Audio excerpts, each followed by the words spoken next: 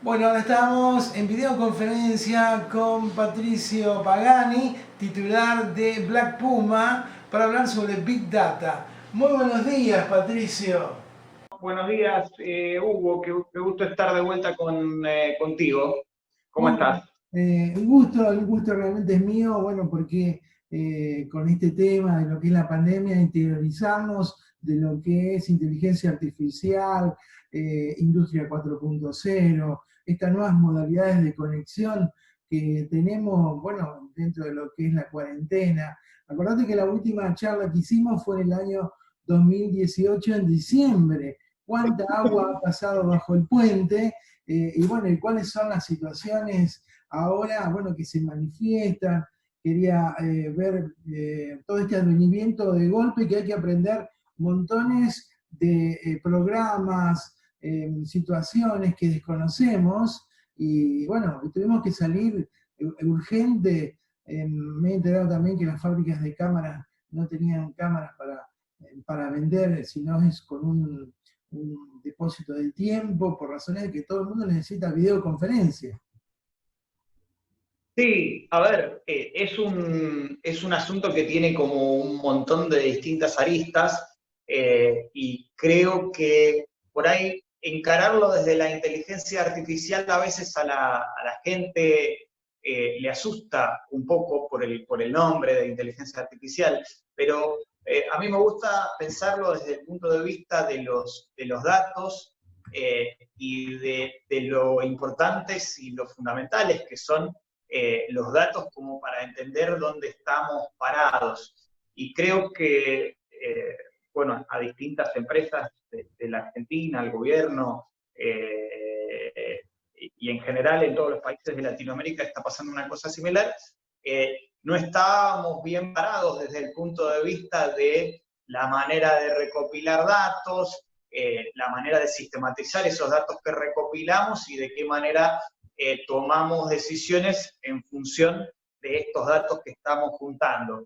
Entonces, lo que muchas veces llamábamos proyectos de inteligencia artificial o proyectos de analítica avanzada de datos, no son más que la sistematización a través del uso de un sistema inteligente, de una computadora, de datos que se están recopilando para tomar decisiones. ¿Sí? Para darte una idea y bajarlo un poco todavía más a tierra, te cuento de un proyecto que estamos trabajando con el gobierno de la ciudad de eh, grabar toses. ¿Sí? Viste que con el coronavirus uno de los síntomas más frecuentes es la tos. Y normalmente cuando uno quiere ver si alguien tiene coronavirus antes de hacerle un test, como una detección rápida, se le toma la fiebre. Lo que pasa es que el problema de tomar la fiebre es que la fiebre hay muchas razones por las cuales vos podés tener fiebre, y que tengas fiebre no es un indicativo necesariamente de que tengas coronavirus. Con lo cual te dan muchos falsos positivos. Entonces, como sistema de detección es ineficaz. Bueno, lo que estamos probando es algoritmos, y estamos recién en el comienzo de este proyecto, que a través de un sistema de detección del audio, de las ondas de audio que genera la tos, con otras universidades en el mundo que se está probando la misma cosa y se comparten los datos, se creemos que podemos llegar a detectar con un bastante buen grado de confiabilidad, definitivamente que debería ser mejor que tomar la fiebre, si la persona es positiva del virus o no. Entonces, digo, este tipo de desarrollos, este tipo de proyectos, es traer el uso de los datos, porque obviamente que al oído humano una tos no es detectable, yo no puedo saber si la persona tiene o no tiene virus, pero la computadora encuentra algunas marcas que deja el virus en los pulmones y que aparentemente son detectables una vez que lo estudiaste lo suficiente por un sistema de computación. Entonces, esto es un poco de qué manera se pueden usar estos datos, que ahora vamos desde un principio, para ayudarnos a las personas a tomar mejores decisiones. Por ejemplo, ¿te tengo que dejar subir a un avión o no te tengo que dejar subir a un avión cuando se empiece a restablecer la normalidad? Y bueno, si tengo un sistema que simplemente con una tos me dice si sos positivo o no, es mucho menos complejo que administrar un test que tarda 48 horas en darme el resultado. Como sociedad, ¿qué nos pasó? ¿Avanzamos o retrocedimos? Estaba pensando que de pronto este virus, esta pandemia, bueno, todo lo que ha sucedido, al auto más moderno que existe en este momento, bueno, quedó obsoleto porque como componente no trae ninguna especie de módulo, sistema sanitizante o detección para para el conductor y el tripulante del vehículo, cosa que va a ser necesaria en un futuro y va a ser como, bueno, un valor importante en un vehículo que ya venga con alguna especie de detector para esto, como decías vos, de esas cámaras que están trabajando. Sí, a ver, el tema de avanzar o retroceder es un eterno dilema. Yo soy eternamente optimista, así que me gustaría pensar que avanzamos. Evidentemente, desde un punto de vista de la sociedad, esta pandemia ha hecho retroceder a muchas economías y ha dejado sin trabajo, no solo en Argentina, en las principales economías del mundo, con muy contadas excepciones, casi te diría que ningún país se quedó exento, ha destruido mucho de la industria real, de la economía formal e informal de los países. Con lo cual, en ese sentido, es un retroceso. Ahora, lo que también creo que ha generado es que las organizaciones, para no decir solamente las empresas, porque tanto organizaciones públicas, privadas, los gobiernos, municipios, se han dado cuenta de que tal vez el no sistemáticamente tener información sobre lo que está pasando nos juega en contra a la hora de tomar decisiones. Y bueno, esa es un poco la misión de lo que hacemos en la compañía, es ayudar a las organizaciones a darse cuenta de que sistematizar o hacer esto en forma más organizada no implica de por sí necesariamente desplazar un humano y reemplazarlo por una computadora. Sí, simplemente implica tomar decisiones en forma más inteligente, tomar decisiones con buena información, tomar decisiones que ayuden a mejorar la efectividad de las políticas, si estamos hablando desde el punto de vista del gobierno, o los programas o las acciones desde el punto de vista empresario.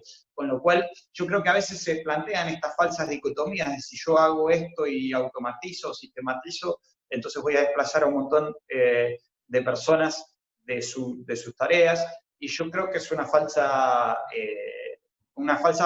dicotomía. En realidad, no hay alternativa a empezar a tomar decisiones en forma más inteligente. Lo que hay que hacer es responsablemente capacitar a la gente de manera, identificar por ahí capacidades que la gente hoy no tiene desde el punto de vista de lo digital y de las estrategias digitales, y en ese sentido, por ahí tenemos recursos que son súper capaces, pero que necesitan continuar aprendiendo o desarrollar nuevas capacidades, y en eso sí está la responsabilidad de tanto el sector empresario como el sector público, por supuesto. Aparte, independientemente de lo que fue este evento mundial de lo que es el virus, bueno, China ya se preparó y está trabajando, digamos, con el exoesqueleto para aquellas tareas donde se necesitan gente, digamos, robusta o fuerte. Bueno, ahora la puede hacer cualquiera con este equipamiento de última generación que acostumbramos a ver en las películas de ciencia ficción, y ahora se está usando prácticamente en la empresa diariamente. Sí, a ver, yo creo que en las sociedades orientales, hay una filosofía desde siempre de una integración bastante cercana de los robots o de lo humanoide con la realidad. Digamos, no existe esa divergencia que por ahí tenemos en las sociedades occidentales del conflicto necesario entre robot y humano. Y esto se ve en un montón de aspectos. Vos hablabas de los exoesqueletos, los cuales están totalmente naturalizados como sistema de ayuda a los operarios en fábricas y cada vez creo que es algo que vamos a ver más, pero desde ese ejemplo hasta en Japón, en China también se están haciendo muchos desarrollos, pero en Japón, donde existen robots que se ha estudiado y hay muchos papers publicados que se usan como compañeros de chicos con discapacidades, como para ayudarlos a mejorar en la interacción entre individuos, pero se usan robots o de robots que son compañeros de personas de edad avanzada. Hoy en día, con este tema del virus, volviendo al virus, ese sector de la población es uno de los que ha sido más castigado por la necesidad, por ser sector vulnerable y por ende no poder tener tanto contacto humano o necesitar estar más aislados que siempre.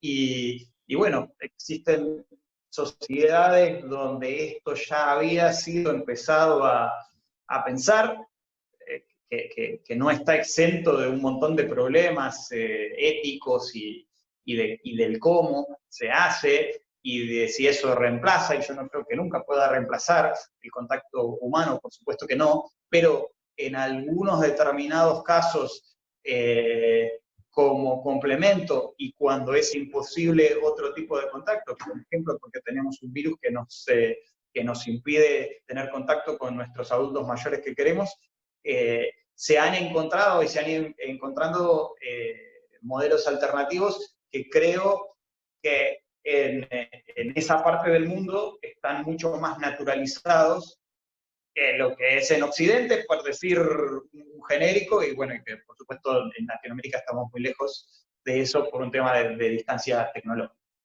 Un poco con todo esto, ¿hemos llegado de pronto al futuro o todavía nos falta llegar al futuro? Nos falta mucho para llegar al futuro. Creo que,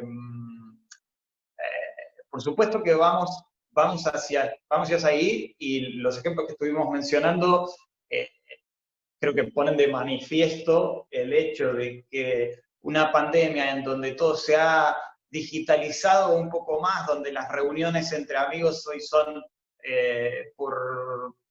a través de las cámaras de la computadora, donde los bebés que nacen, los abuelos los ven a través de la computadora.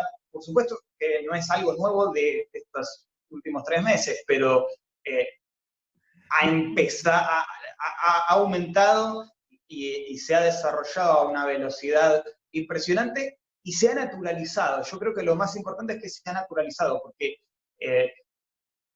hace un año hubiera sido impensado que los abuelos conocieran a su nieto a través de la cámara de Zoom. Y hoy en día, eso es la única manera en la que puede ocurrir. Y es normal, y es esperado, y por ahí nos da cierta angustia existencial el no poder estar ahí y tocar, pero yo creo que es una de las, que van a ser una de las consecuencias de la nueva normalidad, esta que se habla tanto, de haber estado viviendo durante 3 meses en esta situación de distanciamiento social, donde uno se tiene que acostumbrar a que determinadas cosas que antes encontraba normal, ahora son normales, solo que de una manera distinta. Y eso implica una mucha mayor presencia de lo digital. Cosa que me parece a mí va a tener un impacto muy grande respecto del teletrabajo, porque la normalidad, de vuelta para traer esta palabra que está tan de moda, la normalidad de en qué contexto yo puedo tener a mi equipo trabajando desde la casa y que eso esté bien, que sean productivos y que hagan el trabajo que tienen que hacer sin ir a una oficina.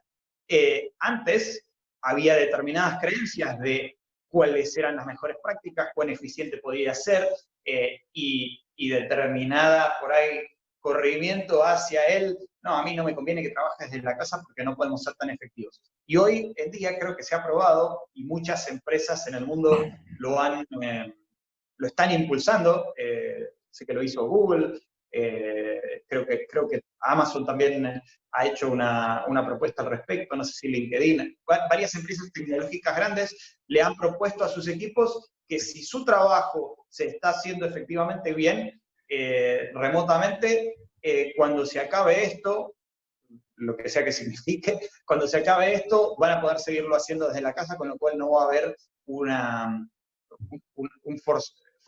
forzar a que todos regresen a la oficina. Si están trabajando efectivamente desde la casa, van a poder seguir trabajando desde la casa de aquí en adelante sin cambios. Un poco es la pregunta que te quería hacer. ¿Las empresas en el futuro van a comenzar a ser en cantidad de personal un poco más chicas? Porque hoy podés elegir consultores a través de la red, mediante videoconferencia o distintos tipos de analistas, y no conservarlos en el staff permanente de una empresa. Igual con la suma de las empresas líderes o potenciales que pueden adaptarse a la industria 4.0, se van a automatizar más.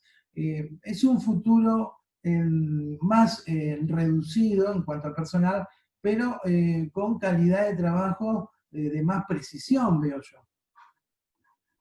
Sí, yo creo que ahí das en la tecla de una cosa que es muy importante y hablábamos con nuestros clientes todo el tiempo, que es, si yo tengo a una persona muy inteligente que durante 19 días del mes está bajando datos a una planilla de Excel para durante los 3 o 4 días restantes antes de tener que producir el reporte para su jefe, está como loco trabajando 14 o 15 horas por día armando un reporte. La calidad de la satisfacción del trabajo de esa persona no puede ser demasiado alta, porque está en un ambiente donde está haciendo cosas que claramente puede hacer en forma más eficiente una computadora, y donde, si estamos hablando de una persona inteligente y responsable, por supuesto que le podés usar esas horas hombre de esta gente para mirar a los datos y armar algo que sea interesante con los datos. Es decir, ¿sabes qué? Lo que tenés que hacer es esto, jefe. Estuve mirando los datos, en vez de perder el tiempo bajando planillas para armar un reporte. Eso, hay determinadas tareas que claramente hoy en día estamos haciendo en forma ineficiente y que no agregan ningún valor, y que hablar de lo que vos hablabas de al hacer más eficiente se va a atender una reducción de la cantidad de gente. Y es posible que así sea, pero no necesariamente tiene que ser así.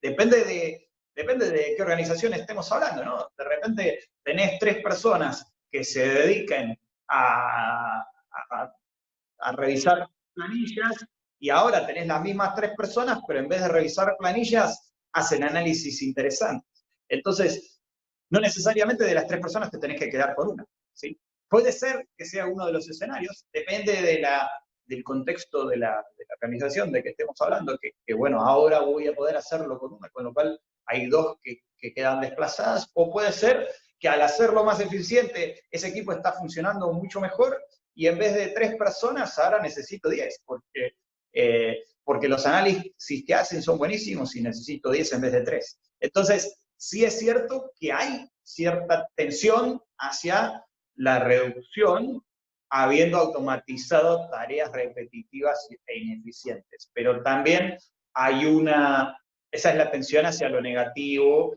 de reducción de puestos de trabajo, pero también hay una tensión hacia lo positivo que yo siempre resalto, que es, al ser más eficiente, puedo ser más efectivo en la toma de decisiones, y ser más efectivo en la toma de decisiones, depende de qué decisiones estoy hablando, tiene un impacto positivo en todo lo que hago, ¿sí? Si estoy, qué sé yo, por decir algo que no tenga nada que ver con una empresa, si yo estoy decidiendo cómo optimizar un programa de gobierno donde instalo computadoras en las escuelas o instalo tablets en las escuelas de manera de que los profesores puedan interactuar con sus alumnos a través de tablets, ¿sí? Es un proyecto que yo conozco y es un piloto, pero existe.